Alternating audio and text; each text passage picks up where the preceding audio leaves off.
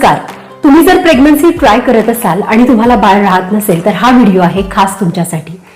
याच्यामध्ये मी तुम्हाला काही कॉमन चुका सांगणार आहे किंवा काही दुर्लक्षित असलेल्या गोष्टी सांगणार आहेत. या कदाचित तुमच्याकडून राहिल्या असतील आणि प्रेग्नन्सी राहत नसेल तर हा व्हिडिओ शेवटपर्यंत बघा.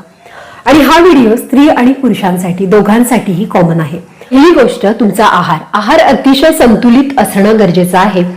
आज मी तुम्हाला 3 गोष्टी सांगणार आहे. त्यातली पहिली गोष्ट म्हणजे डाळिंब. डाळिंब स्त्री आणि पुरुष या दोघांचीही फर्टिलिटी बूस्ट करते. त्याचप्रमाणे अक्रोड सुद्धा अंड्याची आणि शुक्राणूंची गुणवत्ता वाढवतात. तसेच टोमॅटो सूप एका UK बेस्ड स्टडीमध्ये हे प्रूव्ह झालेलं आहे की शिजवलेल्या टोमॅटोमध्ये लायकोपिन नावाचं स्ट्रॉंग पॉवरफुल अँटीऑक्सिडंट असतं जे फर्टिलिटी बूस्ट करतं. हे तुम्हाला इन्क्लूड करणं खूप गरजेचं आहे. चौथी गोष्ट म्हणजे सगळ्यात इग्नोर्ड कारण हे म्हणजे स्ट्रेस. बऱ्याचदा ना कुठलंही रिझन आपल्याला माहित नसतं तरीही प्रेग्नन्सी राहत नाही. तर याच्या मागे स्ट्रेस हा खूप मोठा फॅक्टर आहे जो दुर्लक्षित केला जाऊ शकतो.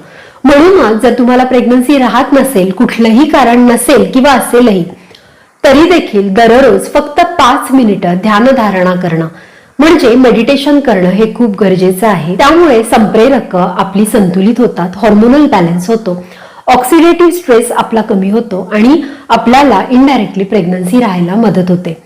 आता स्त्रियांसाठी सुप्तबद्ध कोणासन, बटरफ्लाय पोज, विपरीत करणीयासन, आताचं न्यू व्हेरिएशन म्हणजे leg up the wall position आणि तुम्ही याच्यामध्ये सेतुबंधासन सुद्धा ऍड करू शकता.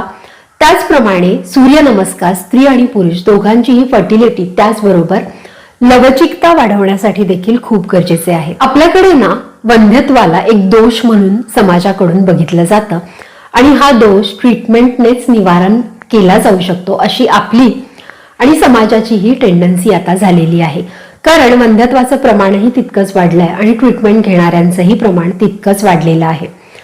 आता आयुर्वेदामध्ये अशा काही वनौषधी आहेत ज्या आपली फर्टिलिटी बूस्ट करतं आणि म्हणूनच स्त्रियांसाठी शतावरी, चांगल्या गुणवत्तेची शतावरी ही दररोज 1 चमचा दुधामध्ये घेणं सर्वांगीण दृष्ट्या आपली रिप्रोडक्टिव्ह सिस्टमची हेल्थ वाढवणं म्हणजेच आपल्या प्रजनन संस्थेचं आरोग्य, आपली ओव्हरी, गर्भाशय, त्याचप्रमाणे गर्भनलिका या सगळ्याचं ओव्हरऑल आरोग्य वाढवण्यासाठी शतावरी आणि पुरुषांच्या बाबतीत अश्वगंधा याचं सेवन अतिशय महत्वाचं आहे. एका स्टडी प्रमाणे जी पुरुष अश्वगंधा घेतात, आता याचं प्रमाण तुम्ही तुमच्या तज्ज्ञांच्या सल्ल्याने, आयुर्वेदाचार्यांच्या सल्ल्याने घेऊ शकता. जी माणसं नियमित अश्वगंधाचं सेवन करतात त्यांच्यामध्ये शुक्राणूंची गुणवत्ता 12.5% वाढलेली आढळलेली आहे. व्हिडिओ आवडला असेल तर लाईक करा, शेअर करा आणि नॉलेज बास्केट इंडियाला फॉलो करा.